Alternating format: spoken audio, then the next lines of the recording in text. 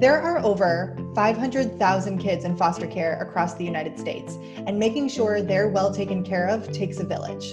I'm Erin Lindstrom, and this is Foster Care Aware, a production brought to you by Tidewater Friends of Foster Care with support from the Barry Robinson Center. If you've had it on your heart to become a foster parent, volunteer, donor, advocate, or just want to learn more, you're in the right place. For more information on how to move forward, head to fostercareaware.org/next steps. And now I'm thrilled to share today's segment with you. I am Erin Lindstrom, and I am joined by Audra Bullock, the director and founder of Tidewater Friends of Foster Care, and Kathy Dial, the founder and executive director of Kids, Kin, and Caregivers. Kathy, thank you so much for joining us today. Good morning. Thank you for having me. Yeah, we're so excited. Let's see. So to get us started, could you please tell our audience a little bit about you and your pathway to actually founding this organization? Oh, I think my journey began over 20 years ago. I was working as a social worker. At that point in time, I was doing what I loved best, working with older adults and also working with children who were being adopted and in the foster care system. And then I read an article about a program in San Francisco that talked about working with kinship families and grandparents raising grandchildren. And it grabbed me. And after that, I had an opportunity where I was working to continue or start working with grandparents. And I've just been working with them since. That's incredible. That's incredible. Kathy, for our viewers that might not know exactly what kinship care is and the difference between that and foster care, can you explain it for us? Well, I'd be happy to, because that's a lot. There are a lot of questions about what kinship care is. And kinship care is the raising of children by a relative. It could be a grandparent, an aunt, an uncle, a cousin, a third cousin, siblings, someone other than the biological parent. It can even be for our purposes, it can be a person such as a godparent or someone who was very close to this child and to this family, so that when the parent can't continue parenting for a multitude of reasons, that one of these family members or a kinship family steps in to take care of the child. That's fantastic. So a kinship provider is a relative, or maybe not really a biological relative, what we call fictive kin, like an auntie or uncle, but not a true relative, but that is in the realm of kinship care. And so can kinship families be, by definition, a foster family? Can they get the same support from the state, or is that sometimes yes, sometimes no? That's a good question, Audra. And the answer is yes sometimes, and the answer is no sometimes.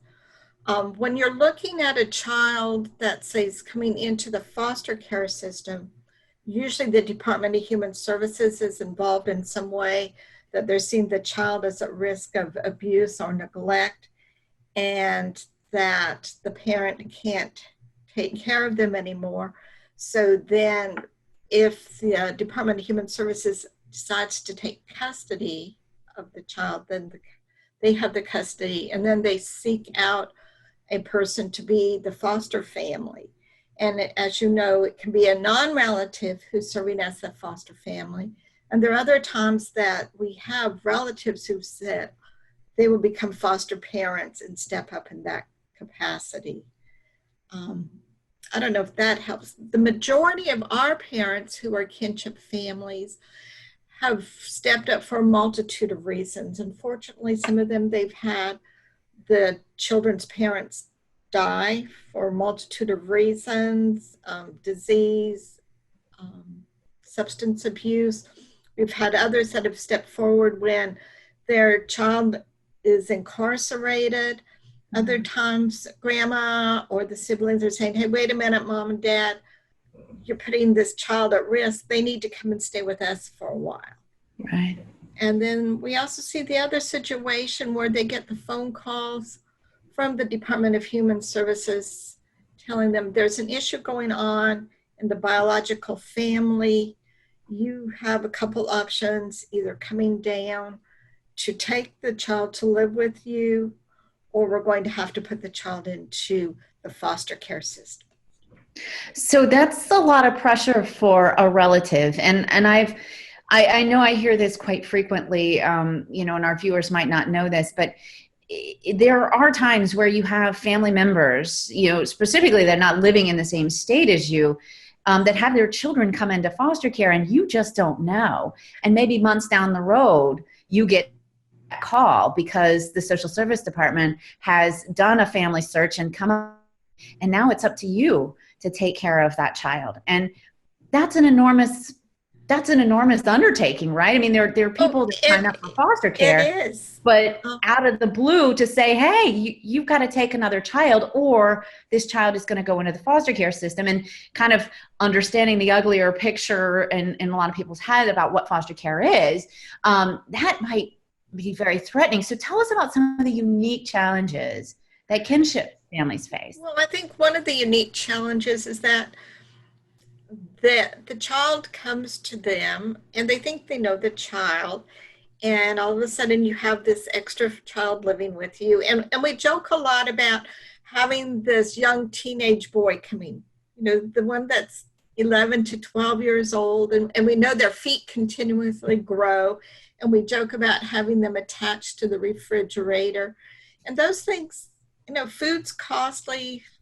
You also have the cost of having clothing, but then you have other costs such as birthdays, school activities, athletics, all of those things that it costs to raise a child. And yes, you want to provide a good home, but that's one of the challenges that comes, the cost, and not always having the finances that you need to support another child. That's another issue. The other part is, we know when children come for the first few weeks, it's like the honeymoon period. Everybody's having a good time and we're happy. But then things change and the true personalities come out. And sometimes children are very angry and sad, and things have changed for them. They've lost their homes. Sometimes they've had to change schools and their friends. So it can be challenging for children too. Mm-hmm. So how does Kids Kin and Caregivers support people who are going through this transition and then into kinship care? Okay, we provide a wide range of services. One of the things when we have our families come to join us, we help them do an assessment to see what their needs are.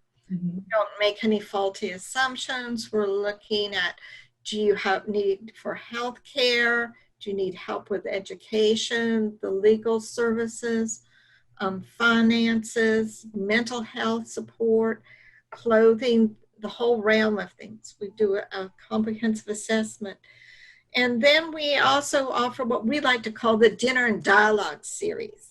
And we do that a couple different ways. One of our best parts about a Dinner and Dialogue, when families get together, they come and we eat dinner family style. And then after that, we divide out. The children go to their own programs. We have our King Kids Academy for children that are 4 through early elementary school. And then we have Youth Pulse program for our teens and tweens. And during that time, we provide educational workshops.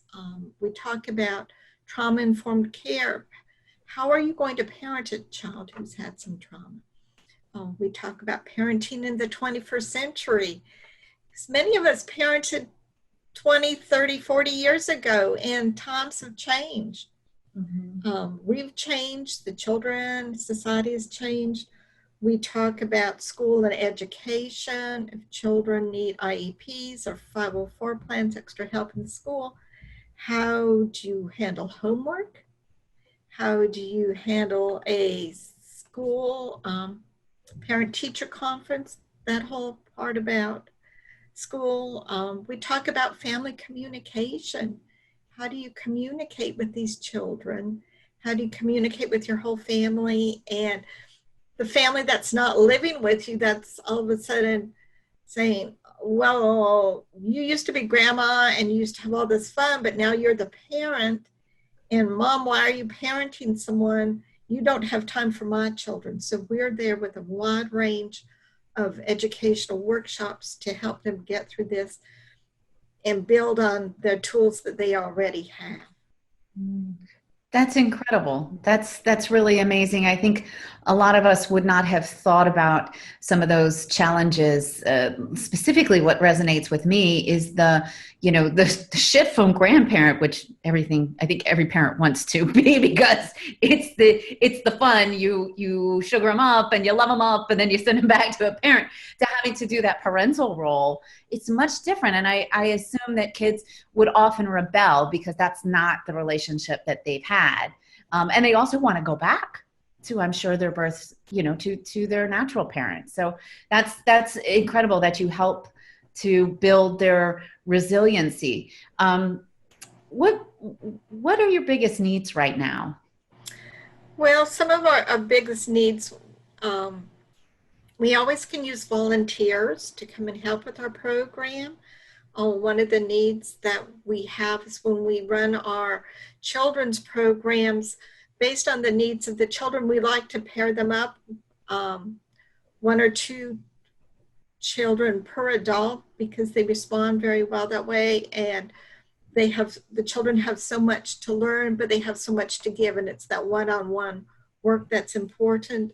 Our program is funded by grants and donations, and so we could always use financial donations to help us with our continuing running of services, not only our educational services, but we also do the one-on-one case management for them, because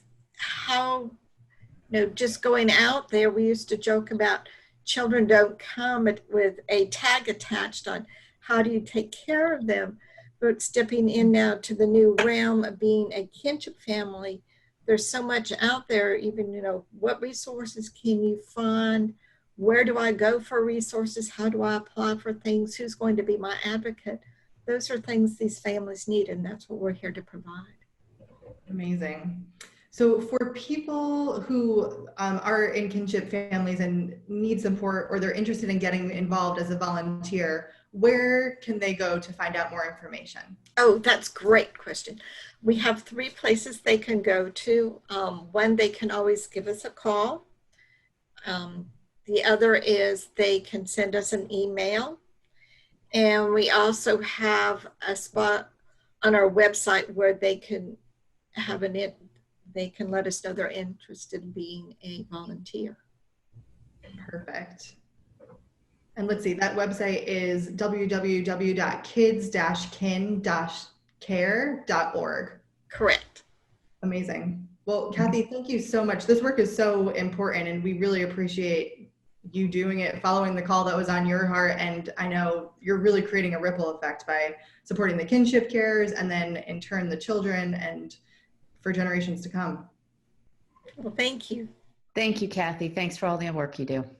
And a big thank you for listening. Foster Care Aware is all about spreading the word about how we can help the kids who are in care in whatever capacity works for you. Tidewater Friends of Foster Care is here to help support you through the journey. Whether you want to be a foster parent, volunteer, donor, or advocate, head on over to fostercareaware.org/nextsteps to learn more.